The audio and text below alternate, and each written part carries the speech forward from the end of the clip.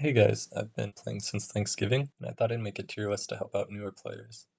So the first one is based on initial story progression. It's kind of like the best units I think you should prioritize building to get to chapter 4 so you can get max level skills and get one unit to level 95 because that's when the SSR, aside from Celine, unlocks their final skill. Your highest level unit is what matches the highest level unit a friend could be. So for instance, if you have like a level 50 unit as your highest, the highest friend unit you can have is level 50. So that's why getting to 95 is so important. All right, so starting off the list, we have Celine first.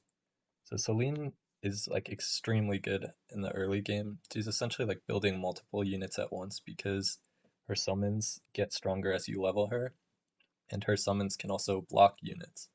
So she's extremely cheap, her summons are cheap. She does decent damage. It's not like extremely high, but it's good enough. And the damage she does also heals her summons. She does a lot of things in one unit. If you don't get her, you're gonna likely be using a friend one for a lot, and if you're using a friend unit, you can't auto farm stages, so if you do get her, great, but if not, don't worry. It's not like you can't use other units, but she's definitely the best early game unit by a good margin. Okay, next in high priority, we have Hera. So Hera, she's a splash magic DPS who can also slow when you start leveling her up. She does good single target damage too, and just overall a good unit. As you get more copies too, she also starts going crazy. A lot of DPS don't get too much as they get copies in terms of like damage increases and stuff, but she gets a lot of attack speed as well as attacks, so extra copies are good if you get it early. It's not a bad thing. Mei is like the highest single target damage dealer in the game as long as they don't have high defense. Extremely good unit. She's also really cheap, but she does have her drawbacks. Darkness is here. She's one of the only expensive units that's also ranked high because anyone that's not in the path that isn't like a melee unit, they generally have low survival, and she unlocks invincibility when she's ulting. So it's like really helpful when you're fighting harder stages if you need a ranged unit to be living because how the stats work in this game. Winnie's the best healer in the game. She gives a shield, she gives a damage boost. Polly is like an insane stat tank. She's a little bit more expensive than these three tanks, so sometimes it is useful to build one of them. But overall, she's like the best tank in the game. She can block the most. She can block so many that a lot of times she'll even be able to kill some on her own if you start leveling up some. So she's kind of like a multi-role unit. Daudia, she's good. She's sort of like a melee. They have the same strengths and weaknesses, but she just does less overall. Freya, early game, she's interesting because you're actually using her mainly for her slow. So she's similar to Lucy where they both slow on their attack, but she's worth building because she has better utility later on. She can speed up your charge time to get ults faster, and she also can buff when you get to her skill 2. And her skill 3, when you get her to 95, she resets units. So she's good, but I wouldn't necessarily like prioritize her super high, but she's someone definitely worth building, and she has good utility through all parts of the game. Hell's interesting. I was debating where to put her. She's good because she does have invulnerability like darkness, but she has a lot less stats. She's a DPS, so she has good damage. She does have invincibility, so she can block to some extent. The problem is most of the DPS in this game, they just don't have good stats to survive. And so when her ult is down, it's hard to make her live. But there's sometimes rushes of enemies where it's easier to make her live because she has the invincibility if you can time it right. So she's good. It's hard to say if she's like very good. She isn't really an alternative, and she's definitely better than these. So Calliope is the second best healer in the game right now, but she just outside of healing doesn't do anything. But she's good if you don't have Winnie, but it's not like I would take her higher than like 55. These three, they're all tank alternatives. They're cheaper than Holy. Sometimes they are useful just because of the cost to get things started, but I personally only got them to like 70 is all I've needed.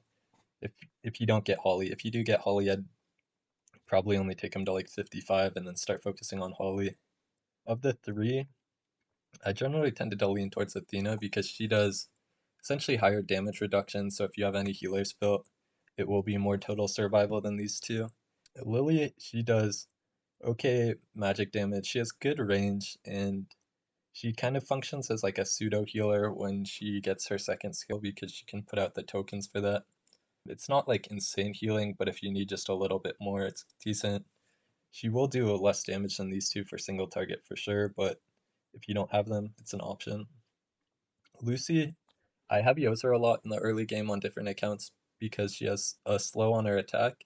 She's super cheap, but usually I'm only keeping her at level 1. It's not like her damage is insane.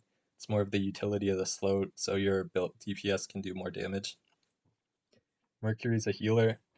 You generally will need one strong healer and then one weak healer throughout most of the story. And so if you don't have Winnie and Calipe as your strong healers, every now and then you'll need a Mercury. But usually I keep them pretty low leveled, the second healer, and usually it's like one's 55 or 70, and then the other's level 1 throughout all of the story. Thea, she's AoE alternative if you don't have Darkness and Hera. She actually does get damaged even though she is a rare, but she's outclassed. Daisy, she's like a spirit generator. She's good, she's cheap. It's one that's like not a high priority, but if you build her, it's someone you will find uses for. I'd put her around here in terms of the ranking. Arizona, she has an AoE slow, so similar to Hera, but her attack speed's way slower, so she actually ends up slowing less.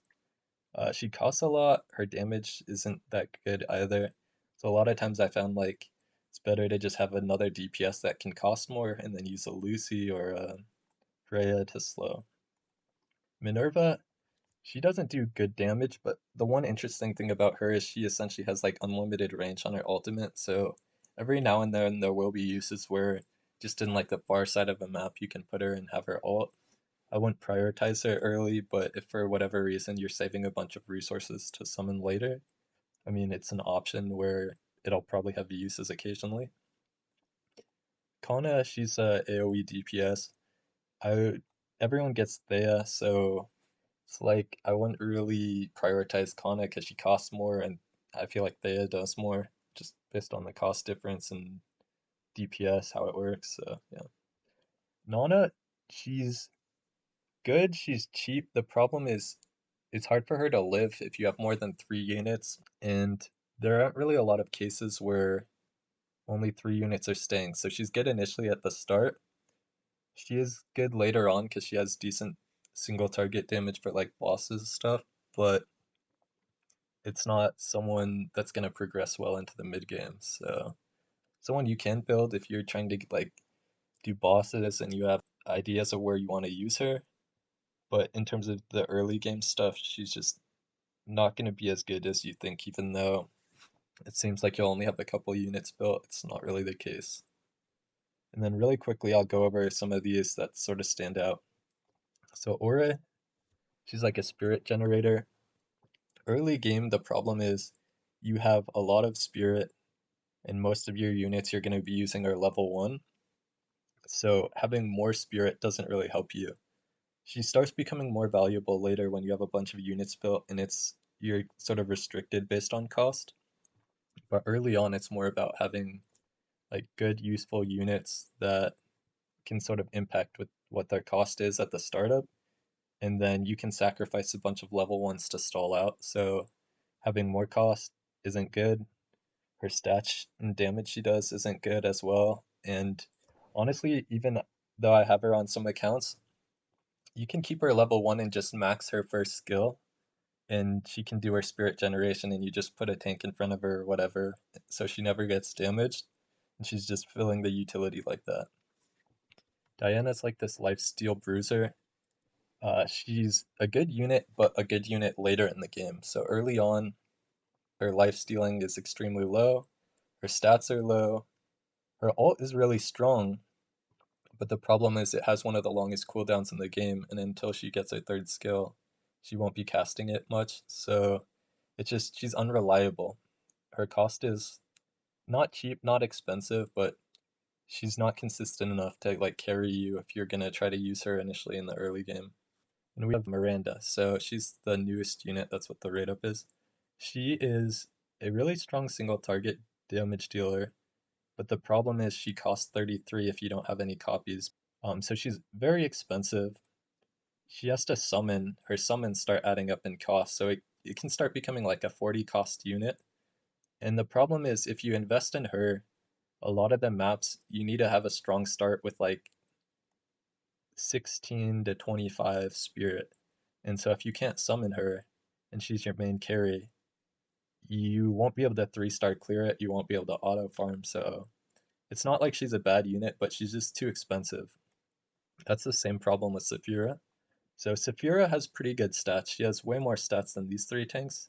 Way less stats than Holly though. Holly's a SSR. But the problem is she costs way more. She does have fixed damage tanking, but the thing is, nothing can like kill Holly realistically if you have a good healer on her right now.